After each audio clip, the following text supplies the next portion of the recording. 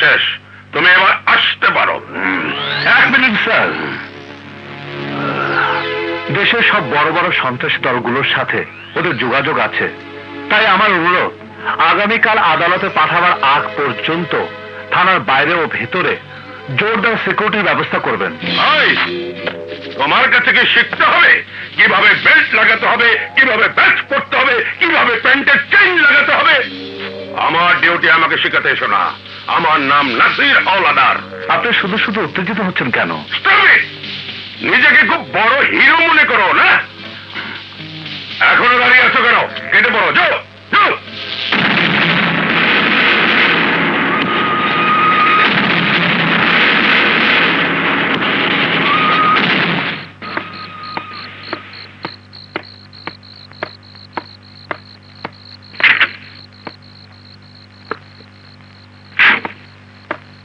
কাল সকালে আসামি কোর্টে চালান হওয়ার আগ পর্যন্ত থানার দিকে নজর রাখবে। ক্যামেরাটা তোমার সাথে রাখো। ওকে? Okay sir.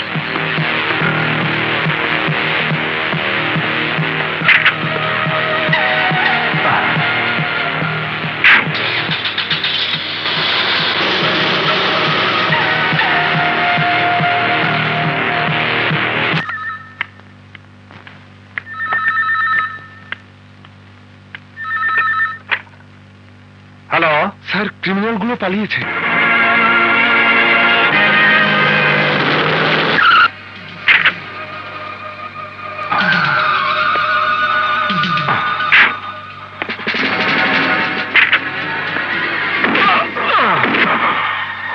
তুই জিজ্ঞাসা করেছিলি না বেল্ট পরা তোকে শেখাতে হবে কিনা? এই বেল্ট পরার যোগ্যতাই তোর নেই। তুই জিজ্ঞাসা করেছিলি তোর পোশাকের বোতাম আর ব্যাস পরা তোকে শেখাতে হবে কিনা? এই পোশাক আর ব্যাস তোর গা থেকে আমি খুলে নেব। পুলিশের পোশাক আর ব্যাজের অমর্যাদা করার কোনো অধিকার তোর নেই, কোনো অধিকার তোর নেই।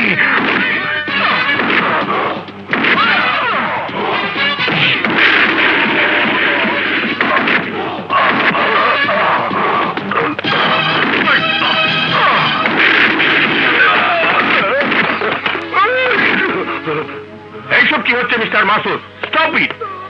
একজন পুলিশ অফিসারের গায়ে হাত তোলার অধিকার আপনার নেই। ক্ষমা করবেন স্যার, আমি কোনো পুলিশ অফিসারকে মারছি না। আমি মারছি একজন দেশদ্রোহীকে, যে থানা থেকে আসামিদের পালাতে সাহায্য করেছে। সব মিথ্যে কথা স্যার। আমি ওদেরকে 6 রাউন্ড গুলি করেছি, কিন্তু তারপরে ওরা আমাকে মেরে হাত পা বেঁধে রেখে পালিয়ে গেছে। ওসি সাহেবের কথা সম্পূর্ণ মিথ্যে। তার প্রমাণ এই ভিডিও ক্যামেরা। সাধারণ একটা প্রাইভেট ইনভেস্টিগেটর আজ আমাদের কাজের বাধা হয়ে দাঁড়িয়েছে। হ্যাঁ স্যার।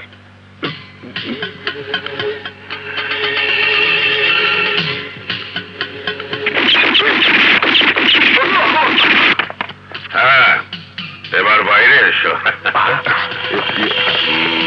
স্যার, এসবের কিছুই আপনি বিশ্বাস করবেন না। এই গোয়েন্দা খুবই চালাক। কম্পিউটারে কি কি সব বানিয়ে এনে আপনাদেরকে বোকা বানাচ্ছে স্যার। তবে এই 6টা গুলি আমি কেন চালালাম জানো?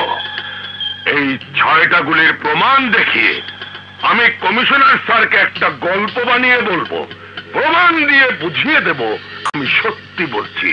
সেন্ট্রি, ওটা খুলে দাও আর গুলির খোসাগুলো তুলে নাও।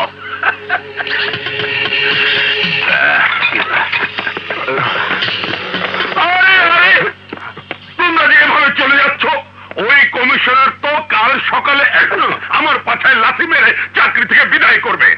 দাঁড়াও, আগে নিজের চাকরি বাঁচাই।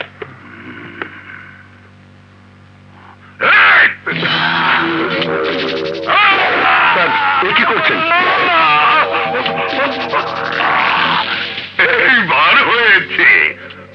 তোমরা আমাকে মেরে আহত করে পালিয়েছ। হা করে দেখছেন কি দারোগা সাহেব? এই নিন, ছুরি দিয়ে নিজের গায়ে আপনি 2-4টা আঘাত বানিয়ে নিন, তাহলে বউয়ের গহনা কেনার টাকাটা পেয়ে যাবেন। তোমরা এখানে দাঁড়িয়ে আছো, হ্যাঁ? কোন শালা তোমাদের সন্ত্রাসী বানিয়েছে? এই দড়িটা আমাকে মার।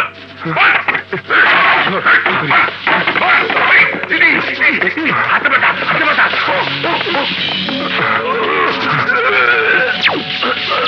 বাবা, কেউ ধরা পড়িস না, তাইলে কমিশনার স্যার আমাকে ছাড়বে না। যা যা।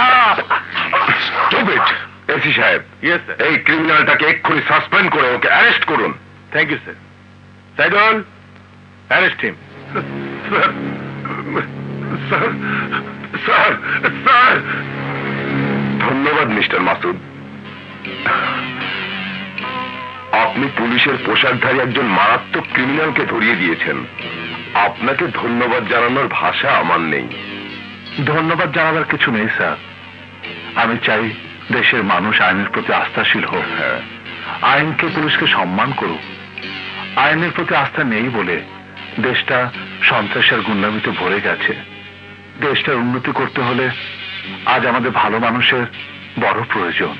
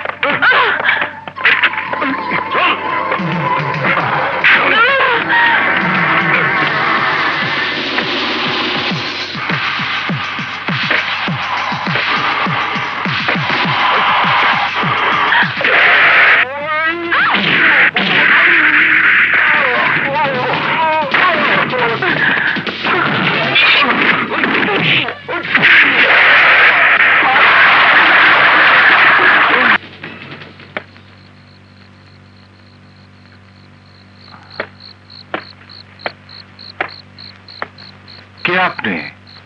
এত রাতে এখানে কি করছেন? আমার কি দোষ? ট্রেন লেট করে এসেছে, তো আমি কি করব? ও আই সি। কোত্থেকে এসেছেন? জানি না। জানি না মানে? নাম কি আপনার? জানি না। বাবার নাম? জানি না। কিছুই যখন জানেন না, তখন ঢাকা এসেছেন কেন? দিনকাল যা পড়েছে তাতে তো যে কোনো মুহূর্তে ইজ্জত সম্মান সব হারাবেন। ইজ্জত?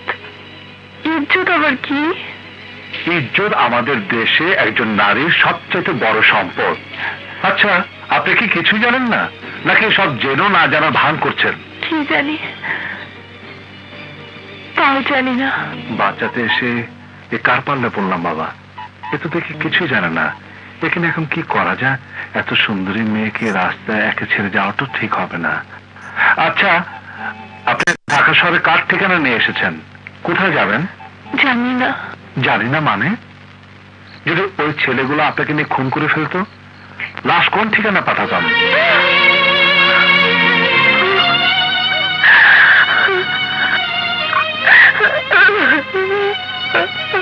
কি হলো, কাঁদছেন কেন?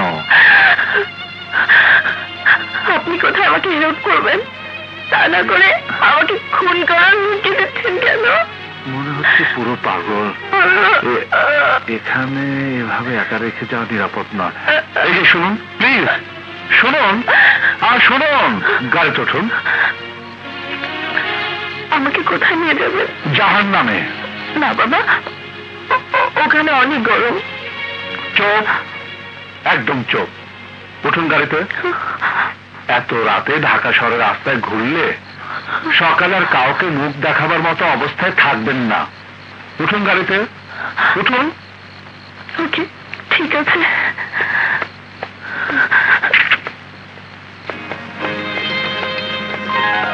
কি রে, তুই কখন এলে? জানি না, এটা আমার ছোট ভাই সোহেল। হ্যাঁ জানি, আমাদের পরিচয় আগেই হয়ে গেছে। আচ্ছা, উনি কি জন্ম থেকেই কথা বলতে পারে না? না না, তা নয়।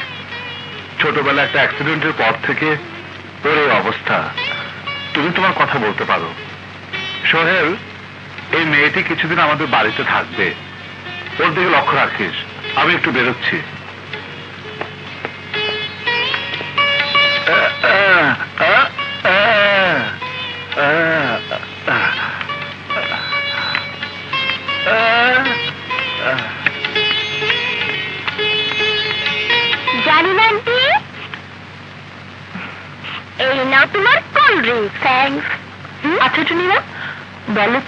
তোমার মা কোথায়? মা তো মেডিকেল কনফারেন্সে গেছে।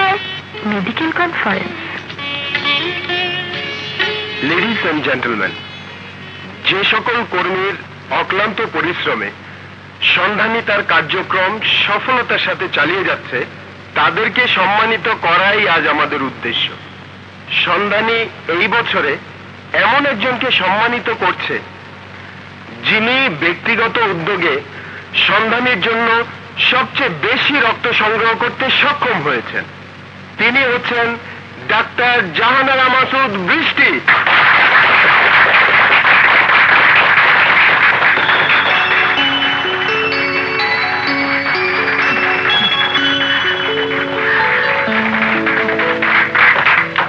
আমি ডাক্তার বৃষ্টিকে অনুরোধ করব আজকের প্রধান অতিথি চিটাগাং লায়ন্স ক্লাবের প্রেসিডেন্ট জনাব আশরাফ সিদ্দিকীর কাছ থেকে তার সম্মানীপত্র এবং মেডেল গ্রহণের জন্য।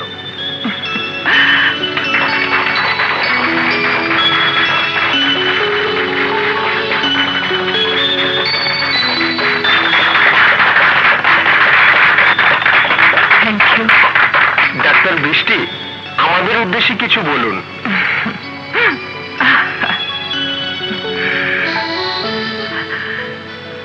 আজকের সভার মাননীয় সভাপতি ও উপস্থিত সুধীবৃন্দ, এই সম্মান আমার একার নয়, এই সম্মান আমাদের সকলের। সকলের সম্মিলিত প্রচেষ্টায় সন্ধানী সারা দেশে ছড়িয়ে দিয়েছে রক্তদান কর্মসূচি। রক্ত বিতরণ করে বাঁচিয়ে দিচ্ছে অমূল্য প্রাণ। আপনারা সবাই আমাকে দোয়া করবেন, আমি যেন আরো নিবেদিতভাবে সন্ধানের একজন হয়ে মানুষের সেবা করে যেতে পারি। একজন মুমূর্ষু রোগীও যেন রক্তের কারণে মারা না যায়। ধন্যবাদ।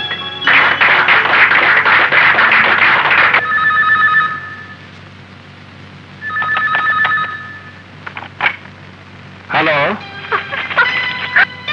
ও সরি বৃষ্টি, সরি, এক্সট্রিমলি সরি। ফোন করতে একদম মনে ছিল না। আহা প্লিজ বৃষ্টি, এত রাগ করলে কি চলে? এই কথা বলো না প্লিজ। তোমার মিষ্টি কণ্ঠ না শুনলে আর ভালো লাগছে না। প্লিজ বৃষ্টি, কথা বলবে না? হয়েছে হয়েছে, আমাকে আর গ্যাস দিতে হবে না। আমি দুধের শিশু নেই যে ফিডার ধরিয়ে দিলেই কান্না থেমে যাবে। খুব রেগে গেছো তাই না? সারে কানটা মলে দিতাম। তোমার ফোনের জন্য কতক্ষণ অপেক্ষা করছি জানো? তোমাদের পুরুষদের সবার একটাই দোষ, বিয়ের আগে পিছু পিছু লেজ দিলিয়ে ঘোরা আর বিয়ের পর বউকে ফাঁকি দিয়ে পালিয়ে যাওয়া। আহা অনেক হয়েছে বাবা, প্লিজ আর কখনো এমন হবে না। রাগ করে থেকো না লক্ষ্মী। রাগ করবো না। আচ্ছা মাসুদ, তুমি ঠিকমতো খাওয়া দাওয়া করছো তো? তুমি চলে গেলে কি হবে? তোমার আদরে মেয়ে টুনটুনি তো রয়েছে। খাবার টেবিলে 1 মিনিট লেট হলে গাল ফুলিয়ে বসে থাকে আর সারাদিন তোমার কথা বলে। ঠিক আছে, এয়ারপোর্টে গাড়ি পাঠিয়ে দিও, আমি বিকেলেই আসছি। ও সত্যি? Thank you my sweet heart.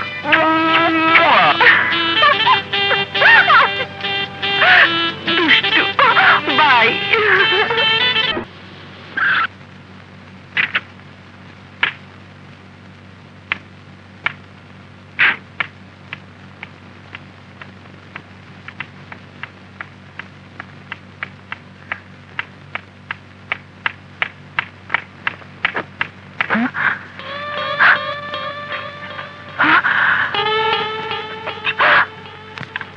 সর্বনাশ, আমার বাড়িতে এনে কে?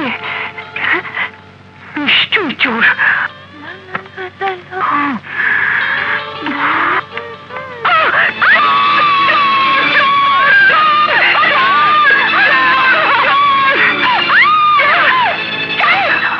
দেখুন, আপনি ভুল করছেন।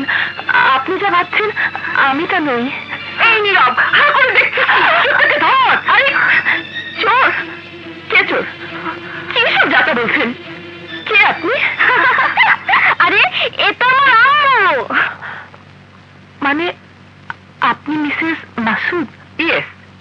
কিন্তু তুমি কে? জানি না। ভাবি, ভাবি, বড় ভাইজান 2 দিন আগে ওনার রাস্তা থেকে আইনা বাড়িতে জায়গা দিছে, কইছে উনি আমাকে গেস্ট, কিন্তু নাম ঠিকানা যাই জিগাই কয় জানি না। এই মেয়ে, বলো তোমার নাম কি? তুমি থাকো কোথায়? না বললে আমি তোমাকে পুলিশে দেবো। বলো তোমার নাম কি? জানি না। জানি না মানে? বলো বলছি। বললাম তো জানি না। আমার নাম নদী, বাবার নাম মরহুম সিরাজুল ইসলাম, বয়স 21, ঠিকানা 13/2 হালিশহর, চিটাগং। সাইকোলজিতে বিএ পাশ করেছি। আপনার স্বামী আমাকে এখানে নিয়ে এসেছে। ভেরি গুড বৃষ্টি, ভেরি গুড। গত 2 দিন ওকে জেরা করে আমি যা জানতে পারিনি, তুমি তা 1 মিনিটে জেনে ফেলেছো। বাই দ্য ওয়ে, তোমার কনফারেন্স কেমন হলো? সেসব পরে, আগে বলো বাসায় এসব কি দেখছি? কি দেখছো মানে? অসহায় মেয়ে রাস্তায় গুন্ডাদের হাতে পড়েছিল, সেখান থেকে উদ্ধার করে বাসে নিয়ে এসেছে। কোন মহিলা হোস্টেলে সিট পেলে পাঠিয়ে দেবো। ও তাই বলো। আই এম সরি, আমি বুঝতে পারিনি। তুমি কিছু মনে করো না। না না, আমি কিচ্ছু মনে করিনি। চলো। মনে হচ্ছে মেয়েটা খুব দুঃখী। মেয়েটাকে প্রথম দেখে আমারও তাই মনে হয়েছে। এই যেমন এখন বুঝতে পারছি তুমি ক্লান্ত পরিশ্রান্ত, তোমার এখন ভালোবাসার প্রয়োজন। আমার এখন এসব কিচ্ছু লাগবে না। আমি এখন ফ্রেশ হয়ে একটা লম্বা ঘুম দেব। বাই। লম্বা ঘুম? হ্যাঁ,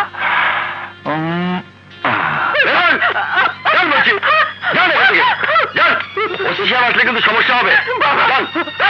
আমি বিচার চাই বাবা। জান তো তার এসে গেছে, আপনি যান যান যান বলছি, যান যান। স্যার, এই এখানে কি হচ্ছে? কিছু না স্যার, এই মহিলা থানার ভিতরে শুধু শুধু চিৎকার করছে। বাবা, আমি বিচার চাই বাবা। আমার মেয়েকে খুন করা হয়েছে, আমি খুনের বিচার চাই বাবা। কে খুন করেছে আপনার মেয়েকে? আশা, হুমায়ুন কবিরের ছেলে। এমপি হুমায়ুন কবিরের ছেলে? সর্বনাশ! ওনার হাত কত লম্বা আপনি জানেন? মন্ত্রী মিনিস্টাররা পর্যন্ত ওনার এক ডাকে চলে আসে। ওনার নামে থানায় কেস দিলে আমার চাকরিটাই চলে যাবে।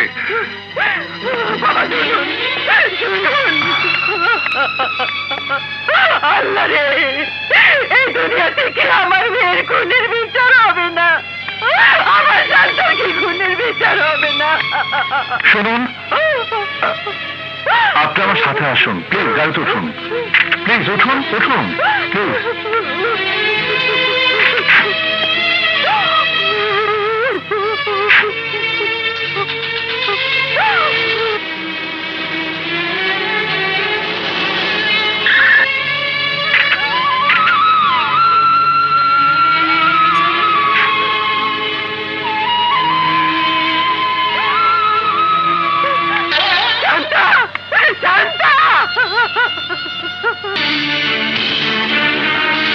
আমার মনে হয় শান্তার লাশটা বেশিক্ষণ বাড়িতে রাখা ঠিক হবে না, দাফনের ব্যবস্থা করা উচিত। সরি মিস্টার পাশা, শান্তার মায়ের কথা আমি আপনাকে ভুল বুঝেছিলাম বলে দুঃখিত। ওনার যে অবস্থা তাতে মনে হয় উনি পাগল হয়ে গেছে।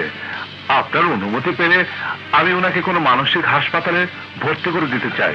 প্লিজ যত তাড়াতাড়ি সম্ভব তাই করুন। আচ্ছা, আপনার স্ত্রী কি ড্রাগ অ্যাডিক্টেড ছিলেন? আই মিন কোনো ইনজেকশন? না না, তেমন কিছু ছিল না। ও খুবই ভালো মেয়ে, অসুস্থ হলেও ইনজেকশন নিতে খুব ভয় পেত। আচ্ছা, আপনাদের ফোনটা কোথায়? ওই পাশের রুমে। আমি ফোন করে মানসিক হাসপাতালে কথা বলে আসছি।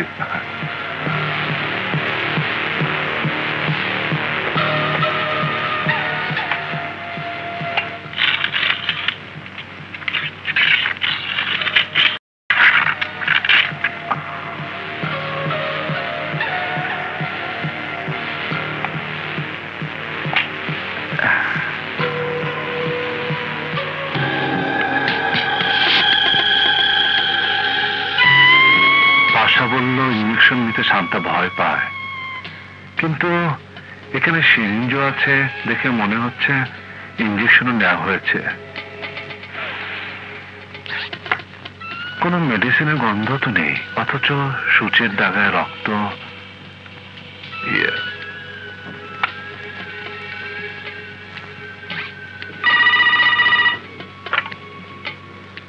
হ্যালো, বৃষ্টি, মাসুদ বলছে। আমি একটা খুনের তদন্ত করতে এসেছি। এখানে একটা সিরিঞ্জের মাথায় রক্তের দাগ দেখতে পাচ্ছি,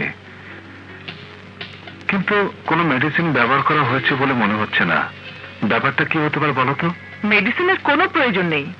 কোনো খালি সিরিঞ্জ দিয়ে যদি রক্তনালীতে জোর করে বাতাস পুশ করা হয়, তাহলে ব্লাড সার্কুলেশন বন্ধ হয়ে হার্ট ফেল করে যে কোনো মানুষ মারা যাবে। ও, আই সি। ওকে।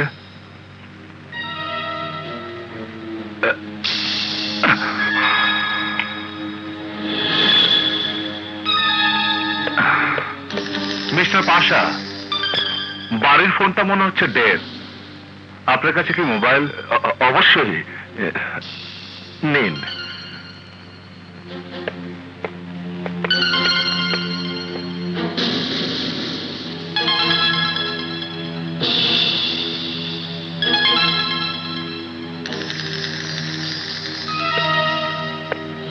কি ব্যাপার, এই একটা নাম্বারে 7 বার ফোন করা হয়েছে?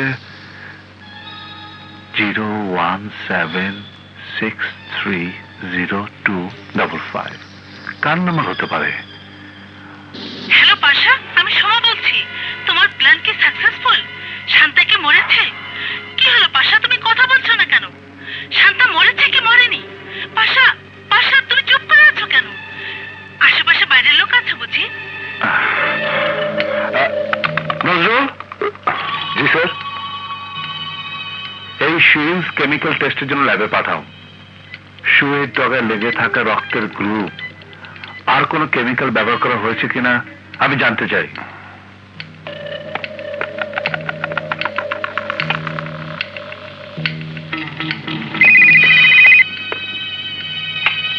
হ্যালো ওসি সাহেব, আমি মাসুদ রানা বলছি। আপনি এক্ষুনি হুমায়ুন কবির সাহেবের বাসায় চলে আসুন। ঠিক আছে, আমি এক্ষুনি আসছি।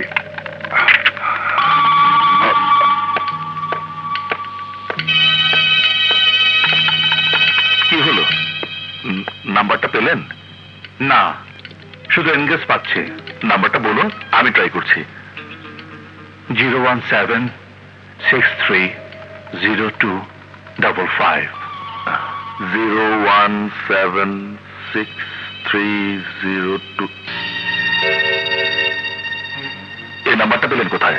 017630255। এই নাম্বার আপনি কোথায় পেলেন?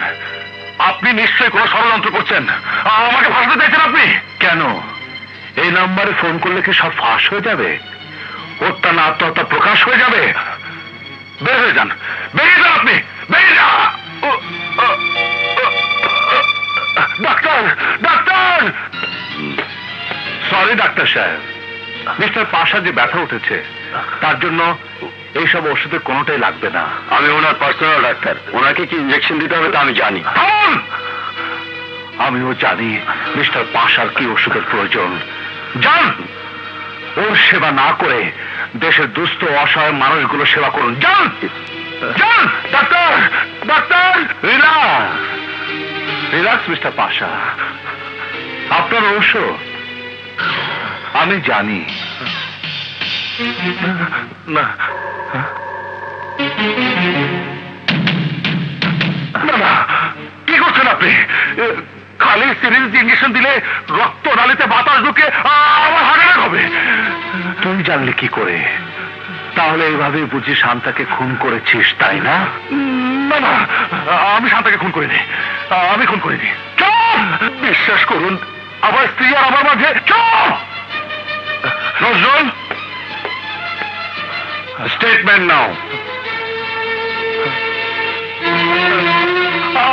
আমি খুন করিনি, আমি খুন করিনি। বল, বল শান্তাকে কিভাবে খুন করেছিস, বল। আমি শান্তাকে। কোথায় পালাচ্ছিস হারামজাদা? আপনি তো আমাকে ভালোবেসে বিয়ে করেছিলেন, এখন এমন করছেন কেন?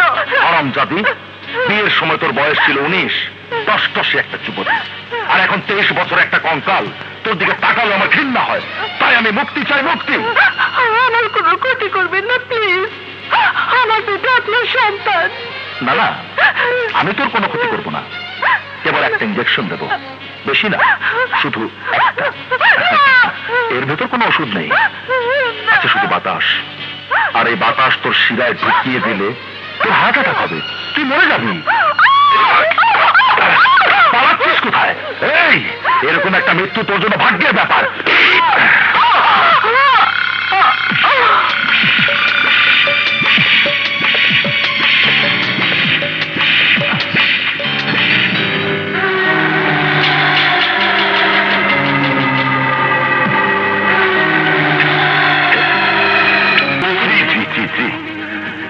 তুই আমার ছেলে হয়ে এত বড় জঘন্য একটা অন্যায় করতে পারলি? এত নৃশংস ভাবে আমার ফুলের মতো বৌমাকে হত্যা করেছিস। তোর মতো ছেলেকে জন্ম দিয়েছি বলে আমার ঘৃণা হচ্ছে। Mister Masud Rana, you did a good job. খুব ভালো তদন্ত করেছেন আপনি। আপনার জন্য আজ এত বড় একটা ক্রিমিনাল ধরা পড়ল। ধন্যবাদ স্যার। আমি যদি আজ রাজনৈতিক ব্যক্তিত্ব না হতাম, তাহলে এমন সন্তানকে আমি নিজ হাতে খুন করতাম। Sir, lab report. যিনি মারা গেছেন তার ব্লাড গ্রুপ আর সিরিঞ্জের ডগায় লেগে থাকা ব্লাড গ্রুপ একই স্যার। ঠিক আছে, তুমি যাও। Okay sir. Sir, medical report.